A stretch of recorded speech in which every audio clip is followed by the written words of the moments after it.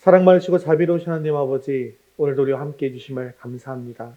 오늘 거룩한 주일 주님 앞에 나와 예배하게 하심을 감사합니다.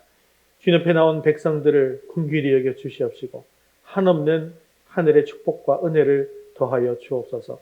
오늘도 성령께서 충만하게 임하여 주시고 말씀을 잘 받게 하시고 헌신을 결단하며 삶의 풍성한 열매를 맺는 복된 시간이 되게 하여 주옵소서. 예수님의 이름으로 기도합니다. 아멘. 교회 소식 전해드리겠습니다. 매월 첫째 주일은 정규인 노방 전도를 하게 되는데요. 전도지와 전도 건빵을 나누면서 전도하도록 하겠습니다. 10월 암송구절 나왔습니다. 냉장고나 벽에 붙여두시고 수시로 읽고 암송해 주시기를 바랍니다. 금주의 드라마 바이블 성경 읽기는 153회에서 156회분입니다. 우리 10월 생명의 말씀 함께 읽겠습니다. 그리스도 제자의 자격, 죄에서 떠남. 요한일서 2장 15절 16절 말씀.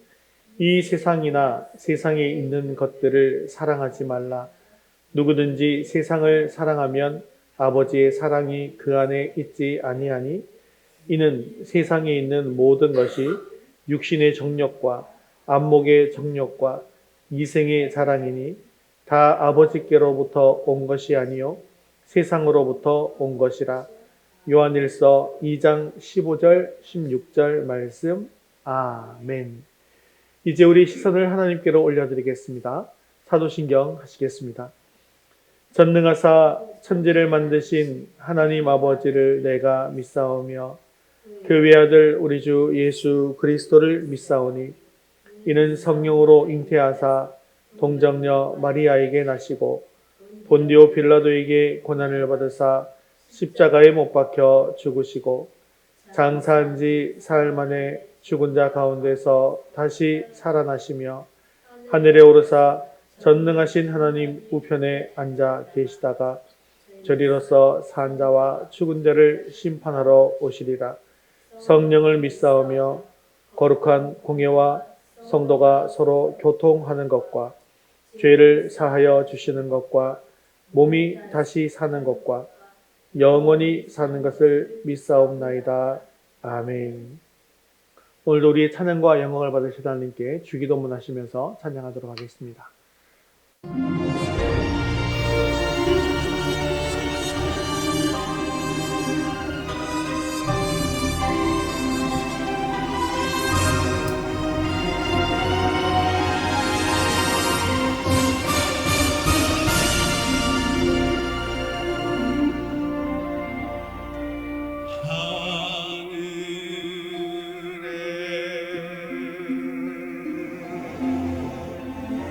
하늘에 계신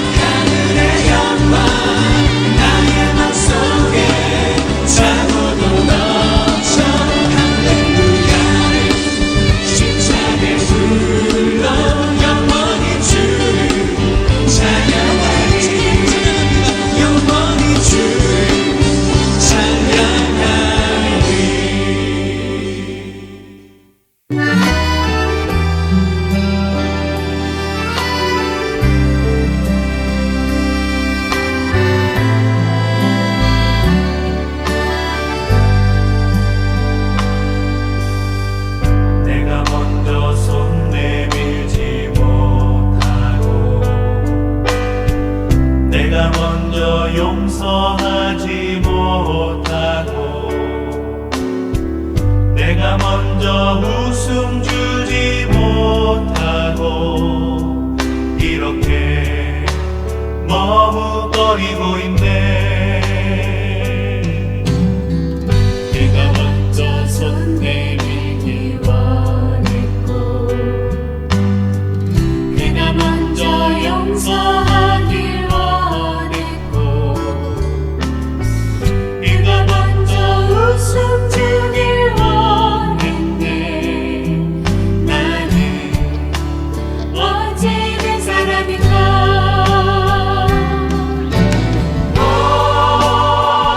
간교한 나의 입술이여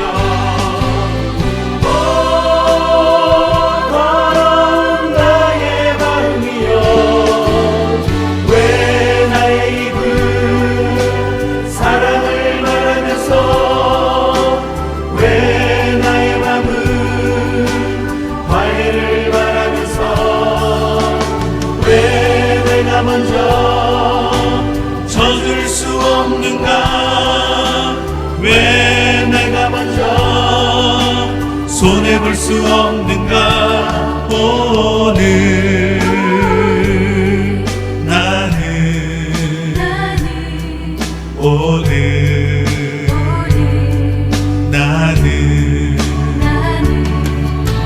주님 앞에서 몸둘 바모르고 이렇게 흐느끼며 서 있네. 어찌할 수 없는 이 맘을 주님께 맡긴 채로 내가 먼저 섬겨주지 못하고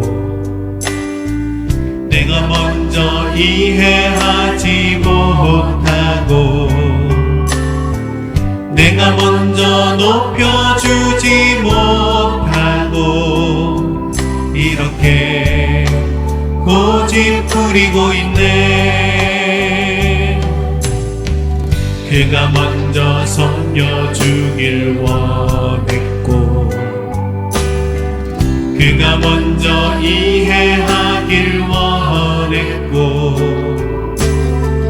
그가 먼저 높여주길 원했네. 나는 어찌된 사람인가. 추악한 나의 욕심이여 서글픈 나의 자존심이여 왜 나의 입은 사랑을 말하면서 왜 나의 맘은 화해를 바라면서 왜 내가 먼저 져줄 수 없는가. 왜 내가 먼저 손해볼 수 없는가. 오늘 나는 오늘 나는 주님 앞에서 몸둘 바모르고 이렇게 흐느끼며 서 있네. 어찌할 수 없는 이 맘을 주님께 맡긴 채로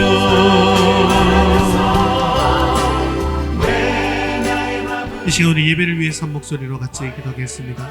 오늘 우리 예배 가운데 충만하게 임하여 주셔서 우리 예배를 기뻐 받아 주시옵소서. 오늘도 주님의 음성을 듣기를 원합니다. 말씀을 통하여 주님의 뜻을 이루어갈 결단이 있게 달라고 한 목소리로 기도하신 후에 안석훈 집사님 대표로 기도하시겠습니다. 나는 오늘 나는 주님 앞에서 몸을 가무르고 이렇게 느끼며 서 있네. 어찌할 수 없는 이 맘을 주님께 맡긴 채로. 저희를 자녀 삼아 변함없이 사랑하셔서 지난 주간도 추석 명절을 잘 지내고 복된 제단에 나와 예배드리게 하심을 감사드립니다. 감사로 예배드리는 성도들에게 하나님 나라의 소망을 허락하여 주셔서 하나님의 말씀에 따라 믿음으로 살아가는 삶으로 인도하여 주시옵소서. 아버지 하나님, 주님께서 베풀어 주신 은혜에 감사하며 선한 삶을 통하여 주님을 나타내지 못하고 연약한 모습으로 감사보다는 불평과 원망으로 살아온 한 주간을 고백하오니 용서하여 주시옵소서. 오늘 예배를 통하여 감사하는 삶 속에서 주님의 뜻을 발견하게 하시어 주님이 주시는 선한 양심으로 감사하는 삶을 살아가게 하여 주시옵소서. 저희 위더스 교회를 사랑하시는 하나님, 하나님께서 이곳에 저희 위더스 교회를 세우신 뜻대로 주님의 사랑으로 하나가 되어 선을 이루시는 하나님을 경험하여서 이 지역의 선한 영향력을 끼치며 주님의 사명을 잘 감당하는 교회로 축복하여 주시옵소서. 성도들을 주님께로 인도하시기 위해 늘 애쓰시는 목사님께 함께 하셔서 항상 마르지 않는 샘물과 같은 능력에 성령의 능력을 부어주시어 주님의 사명을 감당하시기에 피곤하지 않도록 지켜주시며 오늘도 능력의 말씀을 통하여 우리의 영혼이 회복되고 치유되기를 소망합니다. 아버지 하나님, 여러 가지 문제를 안고 나온 저희 성도들 이 시간 다 해결받고 은혜 받는 시간이 되게 하여 주옵시고 저희 약하고 상한 심령을 기도 가운데 강하게 하시사 맡겨진 사명을 잘 감당할 수 있는 은혜로 채워주시옵소서. 아버지 하나님의 은혜와 사랑이 항상 저희와 함께 하시기를 원하오며 예수님 이름으로 기도드립니다. 아멘.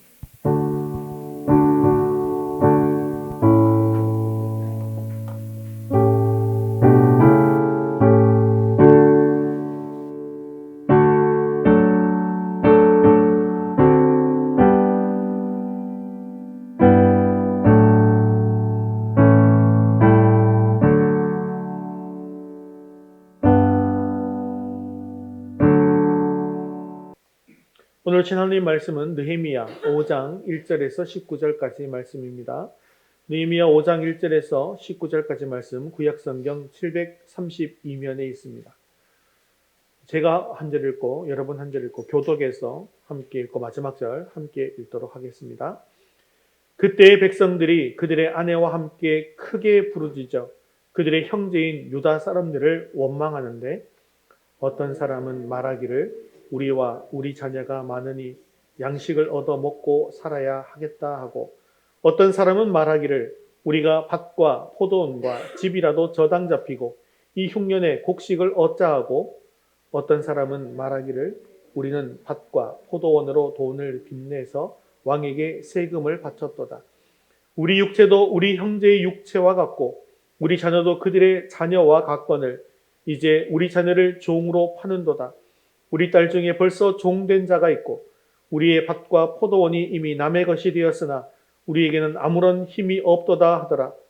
내가 백성의 부르짖음과 이런 말을 듣고 크게 노하였으나 깊이 생각하고 귀족들과 민장들을 꾸짖어 그들에게 이르기를 너희가 각기 형제에게 높은 이자를 취하는도다 하고 대회를 열고 그들을 쳐서 그들에게 이르기를 우리는 이방인의 손에 팔린 우리 형제 유다 사람들을 우리의 힘을 다하여 도로 찾았거늘 너희는 너희 형제를 팔고자 하느냐 더구나 우리의 손에 팔리게 하겠느냐 하매 그들이 잠잠하여 말이 없기로 내가 또 이르기를 너희의 소행이 좋지 못하도다. 우리의 대적 이방 사람의 비방을 생각하고 우리 하나님을 경외하는 가운데 행할 것이 아니냐. 나와 내 형제와 종자들도 역시 돈과 양식을 백성에게 구워 주었거니와 우리가 그 이자 받기를 그치자. 그런즉 너희는 그들에게 오늘이라도 그들의 밭과 포도원과 감람원과 집이며 너희가 구워준 돈이나 양식이나 새 포도주나 기름의 100분의 1을 돌려보내라 하였더니 그들이 말하기를 우리가 당신의 말씀대로 행하여 돌려보내고 그들에게서 아무것도 요구하지 아니하리이다 하기로 내가 제사장들을 불러 그들에게 그 말대로 행하겠다 하고 맹세하게 하고 내가 옷자락을 털며 이르기를 이 말대로 행하지 아니하는 자는 모두 하나님이 또한 이와 같이 그 집과 산업에서 버리실지니 그는 곧 이렇게 털려서 빈손이 될지로다 하매 회중이 다 아멘하고 여호와를 찬송하고 백성들이 그 말한 대로 행하였느니라. 또한 유다 땅 총독으로 세움을 받은 때 곧 아닥사스다 왕 제21년부터 제32년까지 12년 동안은 나와 내 형제들이 총독의 녹을 먹지 아니하였느니라.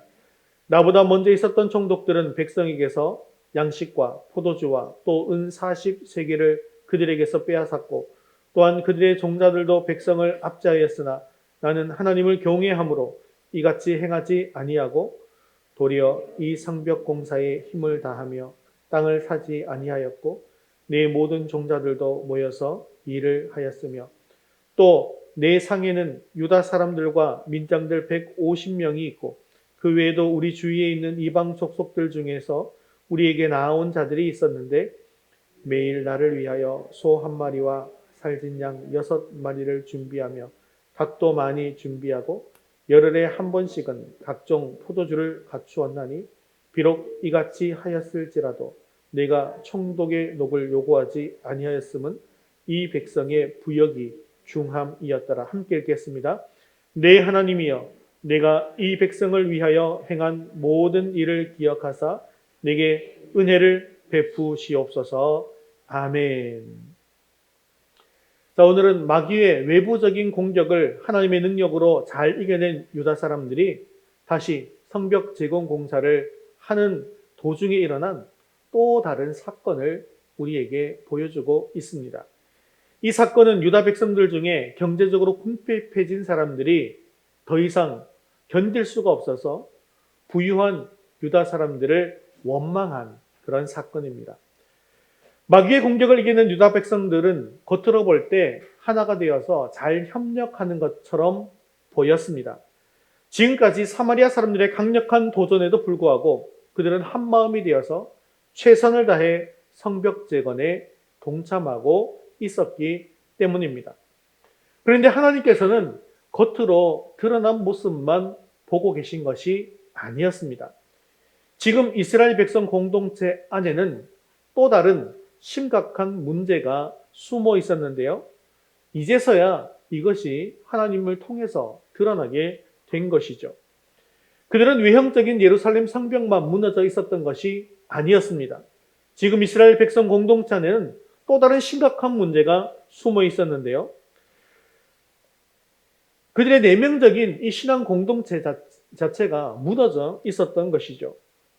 이렇게 내면적인 성벽이 무너진 상태에서는 외형적인 성벽이 완벽하게 건축된다 할지라도 다시 그 공동체가 무너질 것이 확실하기 때문에 하나님께서는 이제 이 문제가 확연히 드러나게 하신 것입니다. 그리고 이 문제를 해결하고 난 뒤에야 다시 출발할 수 있다는 것을 보여주신 것이죠.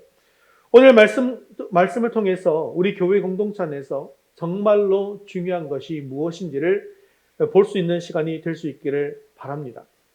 교회의 외면을 세우는 것보다 더 중요한 것은 진정한 교회가 하나의 가족 공동체가 되어지는 것입니다. 오늘 말씀을 통해서 우리 교회가 교회답게 아름답게 세워지고 또한 회복될 수 있게 되어지기를 주님의 이름으로 축원합니다. 우리 첫 번째 같이 읽겠습니다. 드러나는 또 다른 내부의 문제. 1절 말씀 같이 읽겠습니다. 그때에 백성들이 그들의 아내와 함께 크게 부르짖어 그들의 형제인 유다 사람들을 원망하는데, 자, 우리가 지난 시간에 4장 끝에 보시면 모든 백성들이 한 마음이 되었어요. 그래서 낮에는 일하고 밤에는 파수하면서 정말 사력을 다해서 성벽 재건에 동참하고 있었습니다. 지금까지 유다 사람들은 사마리아 사람들과 주변 모든 나라들의 위협과 도전의 장벽을 잘 넘어왔습니다. 그들은 하나의 장벽을 넘으면 또 다른 장벽을 만나게 되었지만 그때마다 하나님을 신뢰하고 믿음으로 도전했고 그 장벽을 거뜬히 뛰어넘어서 여기까지 달려왔던 것입니다. 본문에는 그때라고 말씀하고 있는데요. 그렇게 열심히 일하고 있는 그때에 지금 새로운 문제가 드러나게 되었다는 것이죠.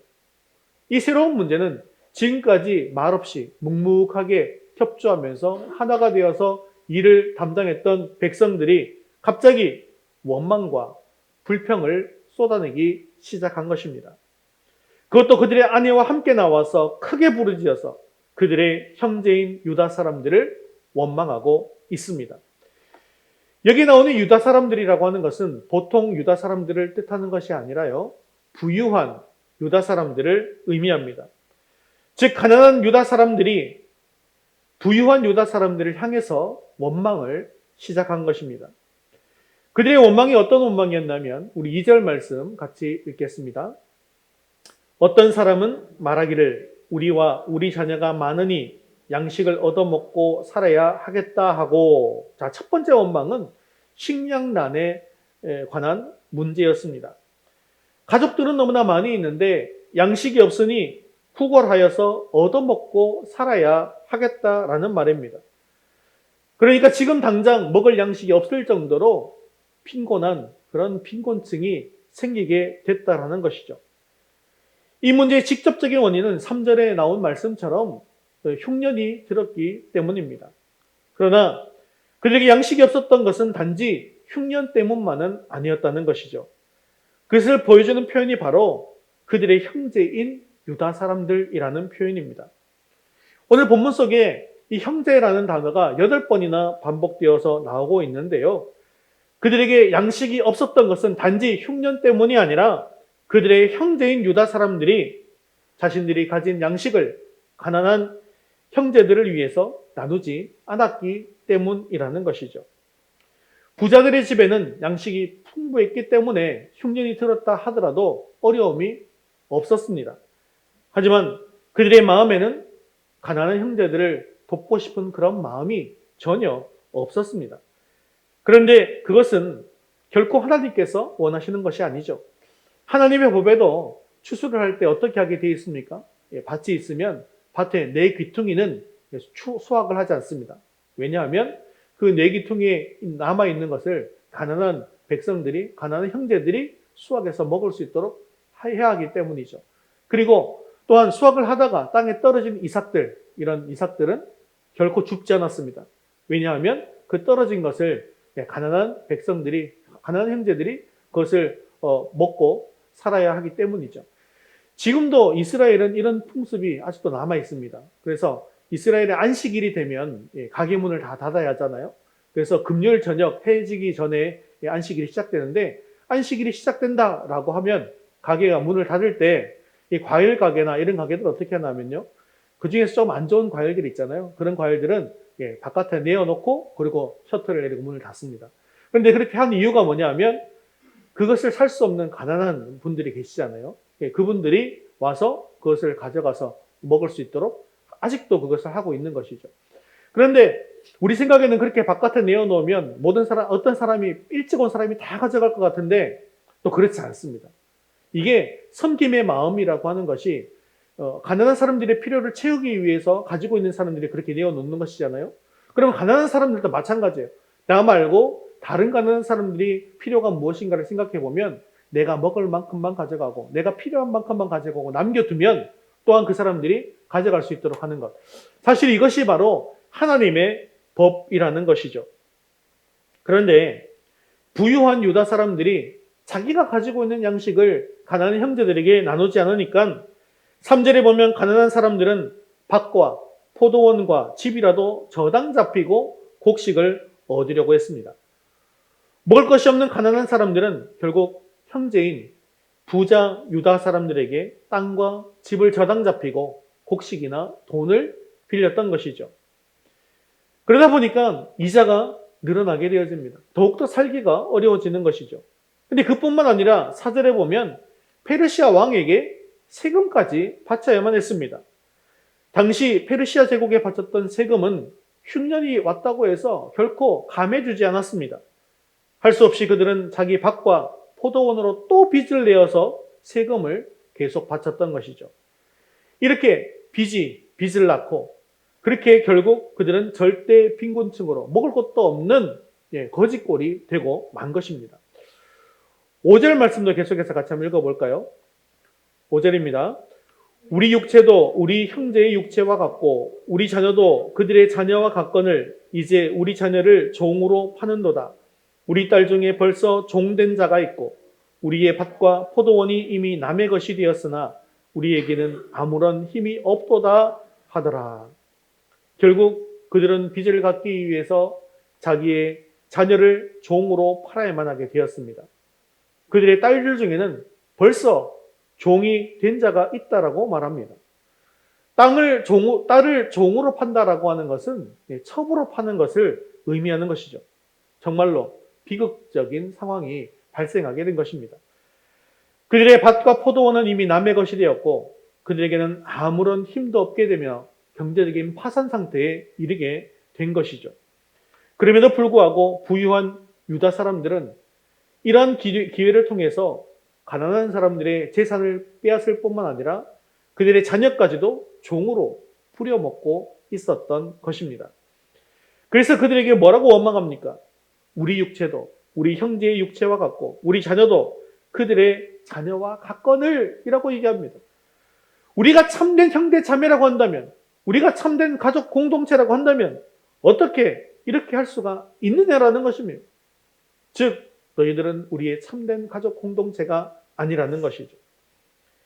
지금 그들은 하나님의 백성다운 나라가 아니었기 때문에 하나님께서는 이 사실을 이제서야 드러나게 하신 것입니다. 그래서 하나님께서는 성벽을 세우고 안전한 그런 나라가 되는 것보다 더 중요한 것은 하나님의 백성다운 나라가 되는 것이 더 중요하다라는 사실을 말씀하고 있는 것이죠. 사실 이 문제는 지금 갑자기 발생한 문제가 아니었습니다. 이미 오래전부터 누적되어 왔던 그런 문제였죠. 그러나 부유한 자들은 그들의 부르짖음을 계속해서 외면하고 있었습니다. 즉 지금까지 외부적인 성벽만 무너져 있었던 것이 아니라 내면적인 성벽도 함께 무너져 있었던 것이죠. 그러므로 이제 이것을 극복하고 함께 이 장벽을 뛰어넘어야 하나님의 공동체가 더욱 건강한 가족 공동체가 될 수 있는 것입니다. 이처럼 교회 공동체라고 하는 것은 형제의 아픔이 나의 아픔이 되고 형제의 고통이 나의 고통이 되며 형제의 문제가 나의 문제가 되는 그런 공동체가 되는 것입니다. 그래서 함께 아파하고 함께 기도하고 함께 사역하는 그런 교회가 참된 교회의 모습이라는 것이죠. 정말 참된 가족이 되어서 함께 고통을 이겨나가는 아름다운 가족 공동체를 세워나가기 위해서 우리가 하는 모임이 바로 목장 모임이 되는 것입니다. 이처럼 진정한 가족이 될 때 진정한 교회가 될 수 있는 것이죠. 오늘 이스라엘 백성들은 외부적인 성벽은 세워지고 있었지만 내면적인 성벽은 무너지고 있었습니다. 하나님은 이것을 지금 드러내고 계십니다. 그리고 이제 너희들은 서로 사랑하며 사랑의 줄로 하나가 되어야 한다라고 말씀하고 계신 것입니다. 오늘 우리 교회도 사랑의 줄로 하나가 되어서 진정한 가족 공동체를 이루고 또한 세상이 보여줄 수 없는 그런 아름다운 공동체를 함께 세워 나갈 수 있게 되어지기를 주님의 이름으로 축원합니다. 우리 두 번째 같이 읽겠습니다. 문제를 극복하는 백성들 6절 말씀 읽겠습니다. 내가 백성의 부르짖음과 이런 말을 듣고 크게 노하였으나 느헤미야는 백성들의 부르짖음과 그들의 말을 듣고 크게 분노했습니다. 여기에 크게 분노했다라는 표현은 느헤미야 4장에 나오는 대적들이 크게 분노했던 것과 같은 그런 단어를 쓰고 있는데요. 느헤미야가 이렇게 크게 분노한 것은 지금 이 예루살렘 성벽은 잘 재건하고 있었지만 내면적인 성벽이 완전히 무너져 있었기 때문입니다. 느헤미야는 성벽 재건만 하면 모든 것이 술술 잘 풀려질 줄만 알았습니다. 하지만 내면의 성벽이 무너진 상태로는 예루살렘 성벽이 아무리 완벽하게 재건된다 할지라도 아무런 의미가 없다는 사실을 잘 알게 된 것이죠. 그래서 7절에 이렇게 말씀하고 있습니다. 7절 읽겠습니다. 깊이 생각하고 귀족들과 민장들을 꾸짖어 그들에게 이르기를 너희가 각기 형제에게 높은 이자를 취하는도다 하고 대회를 열고 그들을 쳐서 가장 먼저 느헤미야는 깊이 생각했다고 말씀하고 있습니다. 원문의 뜻은 나를 다스렸다라는 뜻입니다. 왜 깊이 생각하고 나를 다스려야 했을까요? 지금 분노가 막 치밀어 오르고 있거든요. 지금 이 치밀어 오르고 있는 상태에서 내 감정대로 이 문제를 해결하면 문제 해결이 안 될 것이기 때문입니다.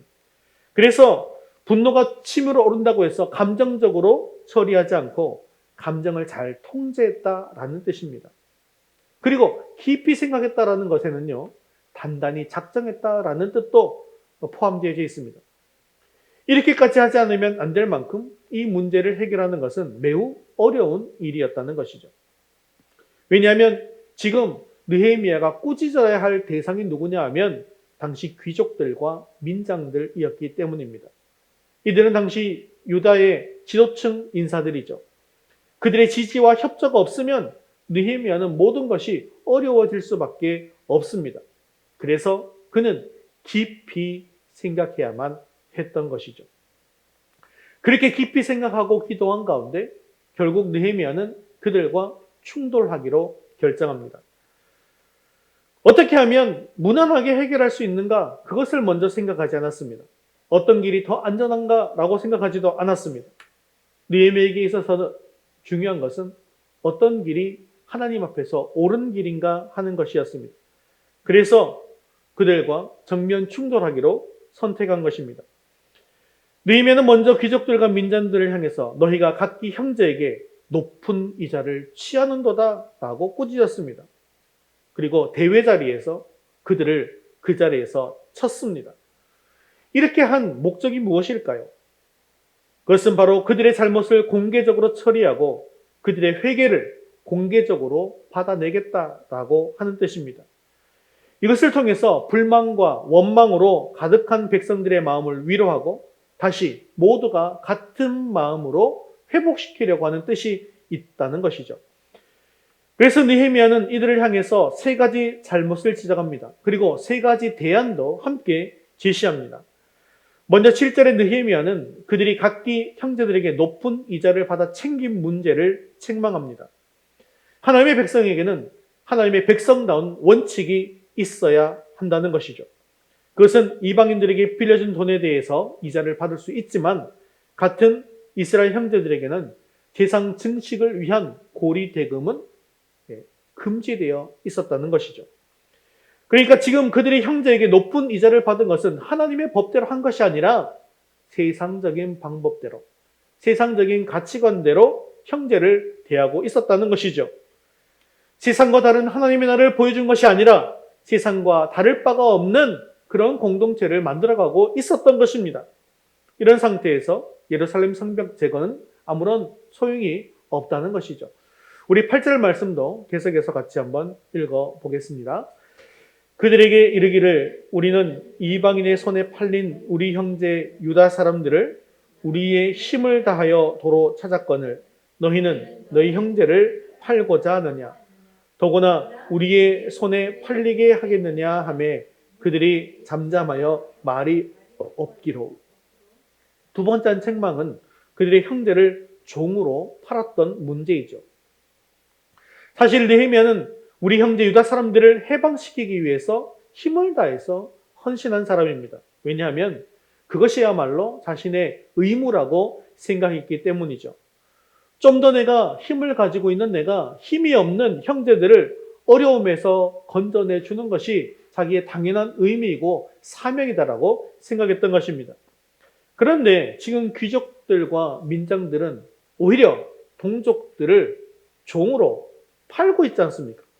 그래서 지금 형제들이 바벨론 포로에서 해방되어서 이스라엘 땅으로 돌아오게 되었지만 정작 이스라엘 땅에서 또다시 종노릇을 하고 있는 것 아니냐라고 지적하고 있는 것입니다. 그래서 그들은 한마디도 대답하지 못하고 잠잠히 듣고만 있었습니다. 우리 9절의 세 번째 책망도 같이 한번 들어보도록 하겠습니다. 내가 또 이르기를 너희의 소행이 좋지 못하더라. 우리의 대적 이방 사람의 비방을 생각하고 우리 하나님을 경외하는 가운데 행할 것이 아니냐. 세 번째로 책망한 것은 그들이 우리의 대적 이방 사람들의 비방을 생각하지 않고 행동했다는 것입니다.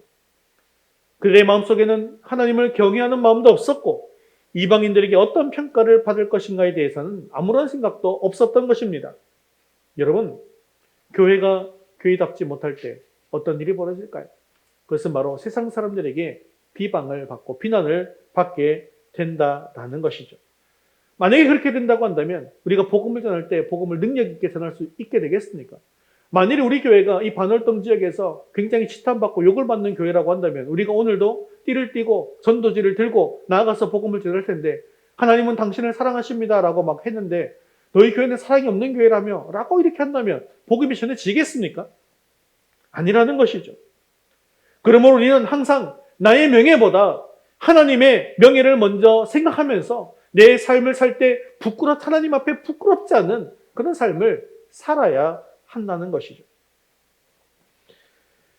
그래서 이제 느헤미야는 귀족들에게 또 민장들에게 세 가지 해결 방안을 제시하고 있는데 10절 말씀 같이 한번 읽겠습니다. 나와 내 형제와 종자들도 역시 돈과 양식을 백성에게 구워 주었거니와 우리가 그 이자 받기를 그치자.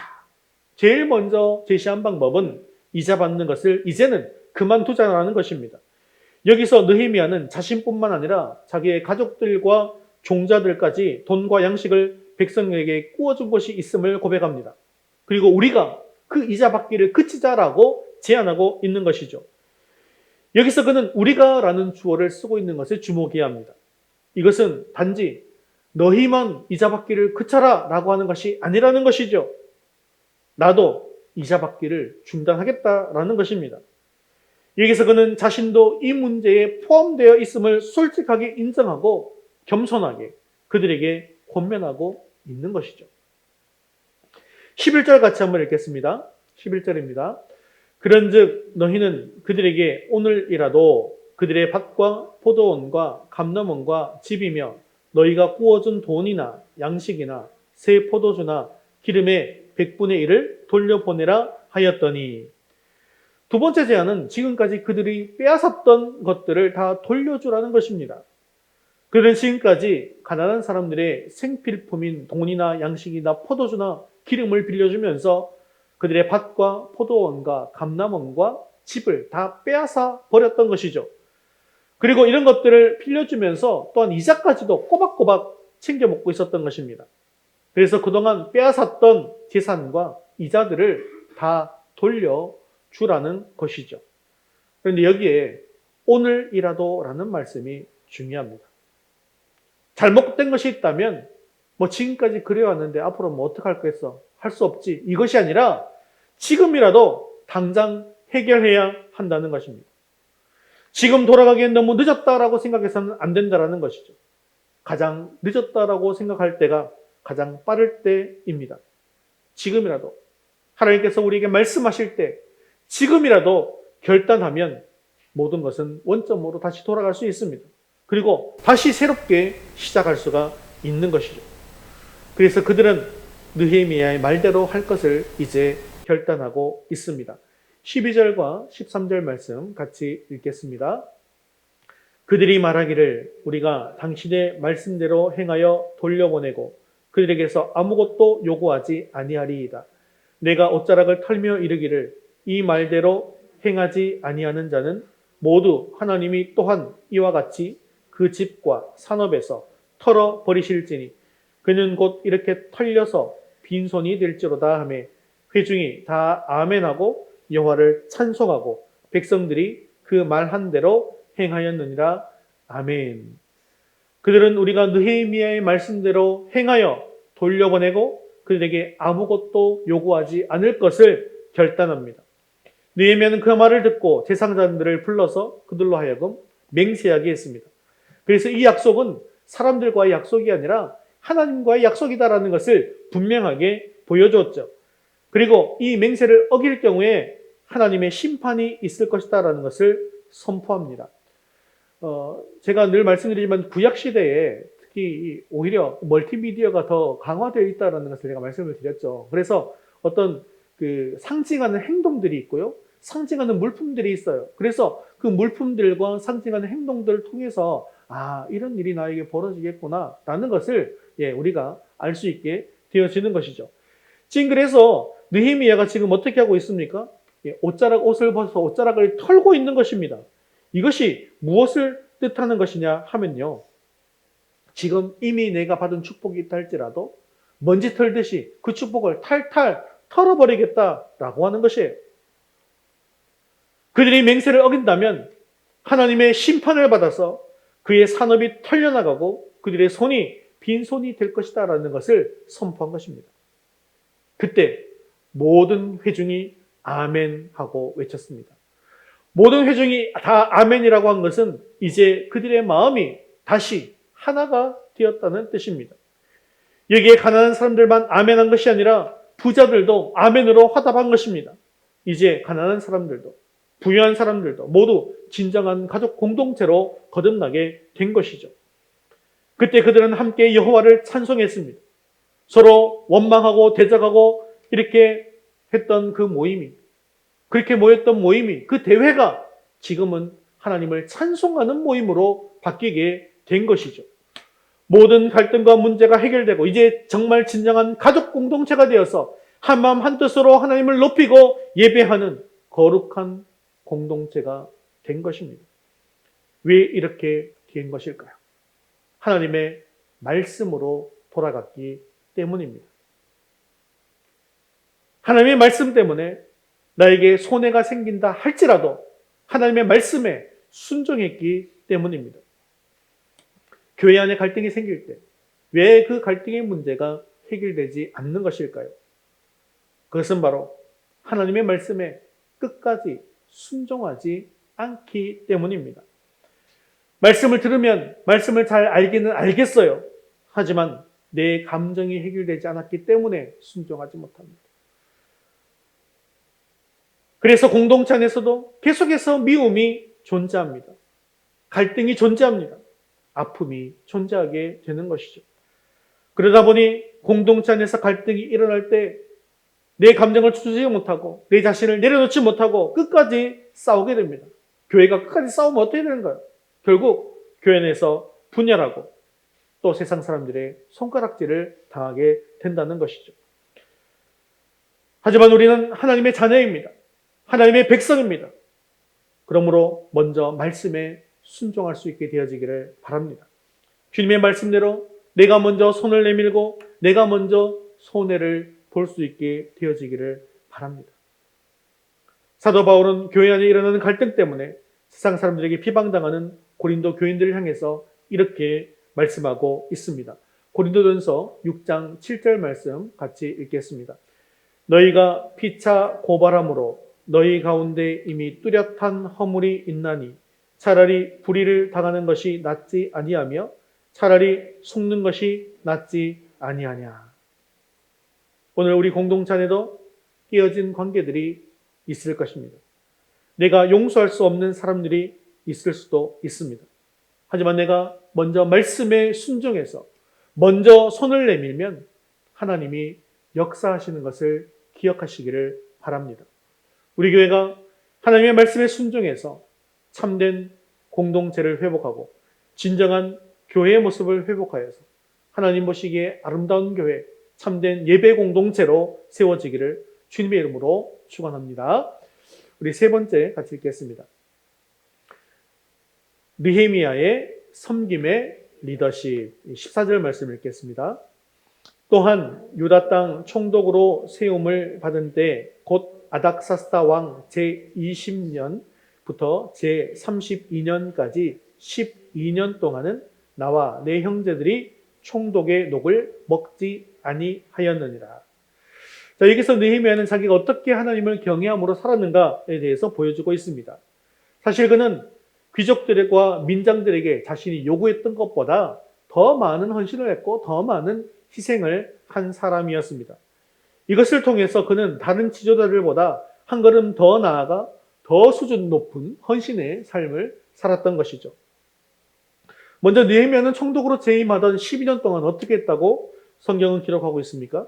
나와 내 형제들이 총독의 녹을 먹지 않았다라고 하고 있습니다. 이게 뭐냐면 12년 동안 근무했지만 월급을 안 받았다는 거예요. 그냥 자비량으로 사역했다라는 것을 이야기합니다. 그런데 이 총독의 녹이라고 하는 것은 월급이긴 하지만 페르시아에서 총독으로 파견한 것이잖아요. 그럼 페르시아에서 월급을 줬느냐? 그렇지 않습니다. 유다 백성들의 세금을 모아서 월급을 받았다는 것이죠. 그렇기 때문에 느헤미야는 백성들에게 부담을 주지 않기 위해서 12년 동안 총독의 녹을 받지 않았던 것입니다. 15절 같이 한번 읽어볼까요? 15절입니다. 나보다 먼저 있었던 총독들은 백성에게서 양식과 포도주와 또 은 40세겔을 그들에게서 빼앗았고 또한 그들의 종자들도 백성을 압제하였으나 나는 하나님을 경외함으로 이같이 행하지 아니하고. 자기보다 먼저 있었던 총독들은 백성들로부터 양식과 포도주와 은 40세겔을 거둔 것으로 지금 기록하고 있죠. 게다가 그들의 종자들도 백성들을 압제했다라고 말하고 있습니다. 근데 사실상 이러한 모습이 총독들의 일반적인 모습이라고 해도 과언이 아닙니다. 그러나 느헤미야는 하나님을 경외했기 때문에 이렇게 행하지 않았다라고 고백하고 있죠. 그렇습니다. 하나님을 경외하는 사람은 정말 중요한 것이 무엇인가 이것을 잘 알고 있는 사람입니다. 느헤미야라고 해서 자기 권력으로 재산을 모으고 싶은 유혹이 없었겠습니까? 그리고 누구나 그렇게 한 것이었기 때문에 자신의 그것이 당연한 권리다라고 생각할 수도 있는 것입니다. 그러나 그는 결코 그렇게 하지 않았습니다. 왜냐하면 하나님을 경외하는 사람이었기 때문이죠. 16절에 보면 도리어 그는 이 성벽 공사에 힘을 다했을 뿐만 아니라 총독의 지위를 남용해서 땅을 수집하는 데에는 전혀 관심이 없었습니다. 심지어 그의 모든 종자들도 모여서 함께 일을 했습니다. 또한 그는 자기의 소유로 다른 백성들을 섬기기까지 했습니다. 매일 유다 사람들과 민장들 150명을 초대했고 그 외에도 주위에 있는 이방인 중에서 방문한 사람들을 그의 식탁에 초대했습니다. 그리고 매일 소 1마리와 살진 양 6마리 그리고 많은 닭을 준비했죠. 이렇게 많은 음식을 준비해서 매일 사람들을 초대해서 먹였던 것은 단지 남들 앞에서 자신을 과시하기 위한 수단이 아니었습니다. 그는 공동체의 마음을 하나로 모으고 그들을 효과적으로 지도하기 위해서 자기의 재산을 아낌없이 내어 놓았던 것이죠. 마지막으로 그는 이렇게 많은 양의 재물이 필요했지만 백성들에게 총독의 녹을 요구하지 않았던 이유를 밝히고 있습니다. 그것은 이 백성의 부역이 중함이었다라는 것입니다. 여기서 진정한 느헤미야의 지도자로서의 리더십이 드러나고 있습니다. 진정한 리더는요, 요구만 하는 사람이 아니라 그들의 필요를 채워주는 사람입니다. 권리만을 주장하는 사람이 아니라 섬김의 자세를 가진 사람이라는 것이죠. 19절 말씀에 이렇게 이야기하고 있습니다. 내 하나님이여 내가 이 백성을 위하여 행한 모든 일을 기억하사 내게 은혜를 베푸시옵소서. 느헤미야는 마지막으로 하나님께서 이 모든 일을 기억해 주시기를 기도합니다. 느헤미야는 사람이 기억해 주기를 원하지 않았습니다. 그는 하나님 한 분만이 기억해 주시면 만족하는 그런 사람이었던 것이죠. 이처럼 하나님을 기쁘시게 하는 삶을 살고 하나님의 은혜를 구하면 하나님께서 은혜를 베풀어 주실 것을 믿고 살아간 것입니다. 이것을 보면 느헤미야의 리더십이 어떤 리더십인지를 잘 알 수가 있는 것이죠. 그는 바로 섬김의 리더십을 가지고 있는 사람이었습니다. 하나님의 필요를 내 필요보다 우선하는 삶을 살았기에 그는 이런 삶을 살 수 있었던 것이고, 또한 다른 사람의 필요를 헤아려서 그 필요를 채워주는 삶을 살았기 때문에 그는 이런 리더십을 가지고 살아갈 수 있었던 것이죠. 바로 섬김의 리더십이었다는 것입니다. 지도층에 있던 사람들이 느헤미야의 도전에 한 번에 순종했던 이유가 있어요. 그것이 하나님의 뜻이기도 했지만 느헤미야의 말이 옳았기 때문이 아니라 느헤미야의 삶이 옳았기 때문이죠. 사랑하는 성도 여러분, 우리 모두 이처럼 섬김의 삶을 통해서 교회를 건강하고 아름답게 세워나갈 수 있기를 바랍니다. 바른 말을 하는 사람이 아니라 바른 삶을 보여주는 일꾼이 되어서 하나님께서 기뻐하시는 교회를 세우는 일꾼이 되시기를 주님의 이름으로 축원합니다. 말씀을 맺겠습니다. 성벽 재건을 하는 유다 사람들은 수많은 장벽들을 넘어가면서 예루살렘 성벽을 재건하고 있었습니다. 그래서 이제는 순조롭게 모든 것이 다 잘 되어질 것으로 생각했습니다. 하지만 내면이 무너진 상태에서 외형인 성벽이 재건되는 것은 아무런 의미가 없는 것이었습니다. 그렇기 때문에 하나님께서는 내부적인 문제가 드러나게 하셨습니다. 이제 더 이상 세상적인 가치관으로 서로의 관계가 깨어진 그런 공동체가 되어서는 안 된다라는 것을 보여준 것이죠. 그래서 느헤미야는 성벽 재건 공사를 잠시 중단했습니다. 그리고 이 문제를 해결하기 위해서 모든 백성이 함께 모였습니다. 그리고 하나님의 말씀에 그들은 순종함으로 참된 가족 공동체를 회복하게 됩니다. 그리고 그들은 진정한 교회의 모습으로 회복된 것을 볼 수가 있는 것이죠. 그리고 이것은 느헤미야의 섬김의 리더십으로 인해서 완전한 회복의 역사가 가능하게 되었던 것이죠. 사랑하는 성도 여러분, 우리 교회에도 하나님의 사람들이 세워져서 이런 회복의 역사가 곳곳에서 일어날 수 있게 되어지기를 바랍니다. 바른 말을 하는 사람이 아니라 바른 삶을 보여주는 그런 하나님의 사람들이 세워질 수 있게 되어지기를 바랍니다. 그래서 깨어진 관계들이 회복되어지고 무너진 사람들이 다시금 일어나게 되어짐으로 말미암아 아름다운 공동체로 세워지는 저와 여러분 되시기를 주님의 이름으로 축원합니다. 우리 다 같이 자리에서 일어나셔서 헌신송 다시 일어나 함께 찬양 되신 후에 기도와 축도로 예배를 마치겠습니다.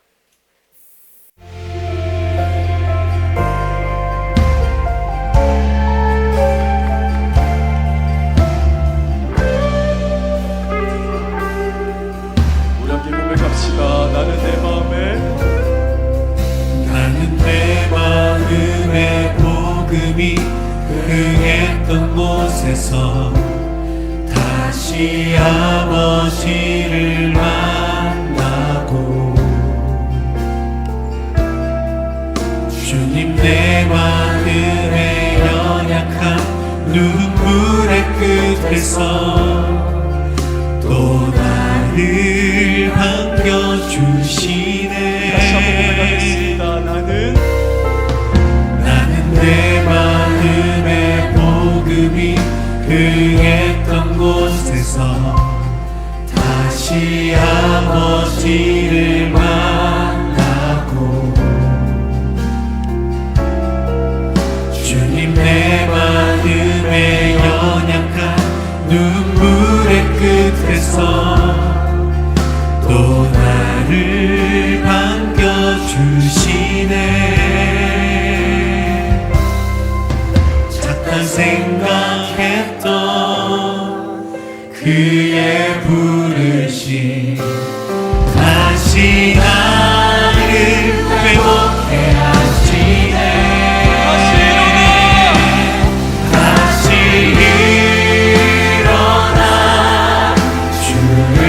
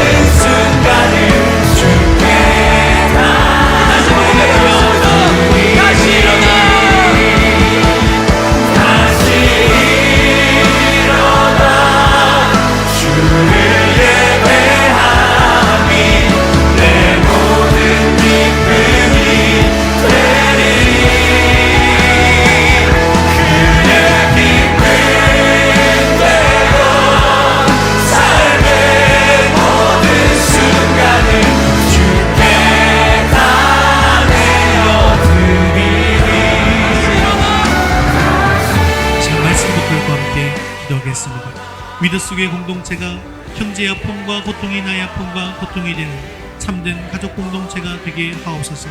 하나님의 말씀 때문에 나에게 손해가 생긴다 할지라도 말씀으로 돌아가 말씀의 순종함으로 진정한 교회의 모습을 회복하게 하옵소서. 느헤미야와 같이 자신의 권리를 주장하는 사람이 아니라 다른 사람의 필요를 채워주는 섬김의 리더십으로 하나님께서 기뻐하시는 교회를 세우는 일꾼이 되게 해달라고 우리 말씀 붙들과 함께 기도하겠습니다.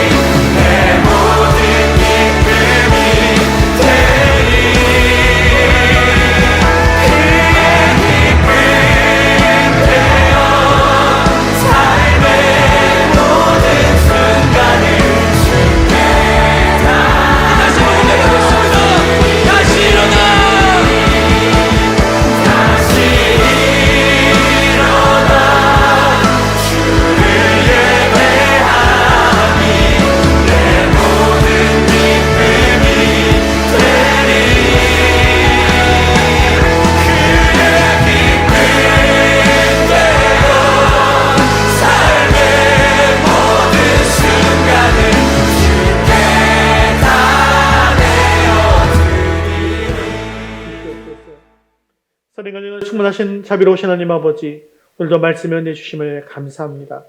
이스라엘이 외부적인 성벽을 재건하는 가운데 내면적인 성벽이 무너져 있음을 발견하고 또한 참된 공동체로 거듭나게 해주심을 감사합니다. 우리 유다스 교회도 하나님께서 기뻐하시는 참된 공동체가 되기를 원합니다. 우리 유다스 교회가 형제의 아픔과 고통이 나의 아픔과 고통이 되며 형제의 문제가 나의 문제가 되는 참된 가족 공동체가 되게 하옵소서. 공동체 안에서 갈등이 있거나 혹 나에게 손해가 생긴다 할지라도 하나님의 말씀으로 돌아가 말씀에 순종함으로 참된 공동체를 회복하고 진정한 교회의 모습을 회복하여 하나님 보시기에 아름다운 교회로 세워지게 하옵소서. 우리도 느헤미야와 같은 섬김의 리더십을 가지기를 원합니다. 말이 옳은 사람이 아니라 삶이 옳은 사람이 되게 하여 주옵소서. 자신의 권리만을 주장하는 사람이 아니라 느헤미야처럼 다른 사람의 필요를 채워주는 섬김의 리더십으로 하나님께서 기뻐하시는 교회를 세우는 일꾼들이 다 되게 하여 주시옵소서. 사랑이 많으시고 자비로우신 하나님 아버지, 우리에게 믿음을 주셔서 하나님께서 든든한 우리의 보호자이심을 깨닫게 하는 한 주간 될 수 있도록 주여 도와 주시옵소서. 언제나 나와 늘 함께 하시는 하나님에 대한 믿음으로 인해서 우리의 마음이 한참 평안과 안식을 얻을 수 있도록 주여 우리 성도들을 붙들어 주시옵소서. 육신의 연약함이 있는 형제와 자매들을 주님께서 기억해 주시어서 주님 손으로 친히 안수해 주시고 치유의 광선을 발해 주셔서 깨끗하게 치유될 수 있도록 인도하여 주시옵시고, 특히 영적으로 고통받고 있는 우리 모든 성도들 주님께서 기억해 주셔서 마음의 평안함을 허락하여 주옵소서. 지금 주님의 품을 잠시 떠나 있는 우리 현들도 주님께서 기억해 주시고 주님의 품에 다시 품어주시며 주님 앞으로 다시금 나올 수 있도록 인도하여 주옵시고, 수능이 얼마 남지 않은 우리 형제에게도 주님께서 지혜와 능력을 허락하여 주셔서 남은 기간 동안 최선을 다함으로 말미암아 주님께 영광 돌릴 수 있는 귀한 날을 될 수 있도록 도와 주옵소서. 우리의 소명 되시고 소망 되시는 예수 그리스도의 이름으로 기도드리옵나이다. 아멘. 이제는 우리 주 예수 그리스도의 은혜와 하나님 아버지의 크신 사랑하심과 성령님의 위로 교통하심이 우리 안에 문제가 발생했을 때 하나님의 말씀으로 돌아가 순종하며 다른 사람의 필요를 채워주는 섬김의 삶으로 말미암아 아름다운 하나님의 교회를 세우기 원하는 사랑하는 성도들 위해 이제부터 영원까지 함께 있을지어다. 아멘.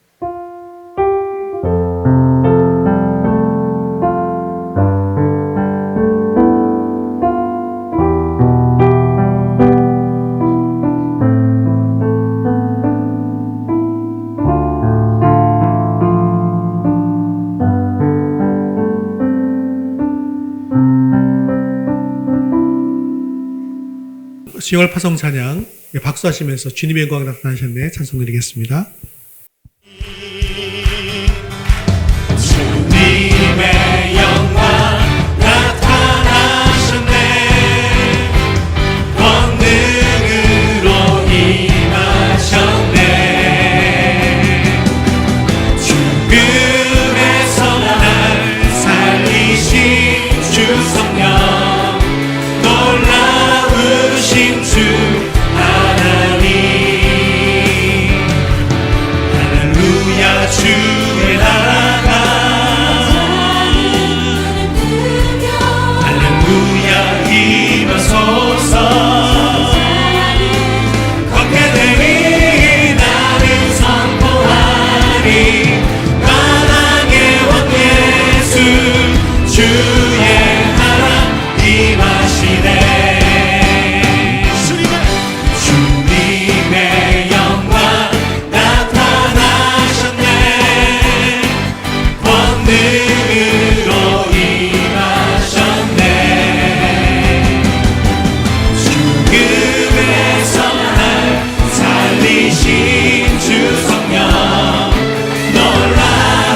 부르신 주 하나님 우리 형제님들 할렐루야 주의 나라 할렐루야 임하소서 걷게 되리 나는 선포하리 나방의 왕 예수 주의 나라 임하시네 한 번 더 할렐루야 할렐루야 주의 나라가 할렐루야 임하소서 걷게 되리 나는 선포하리 나방의 왕 예수 주의 나라 임하시네 나는 선포하리 나는 선포하리 나방의 왕 예수 주의 나라 임하시네 주의 나라 주의 나라 임하시네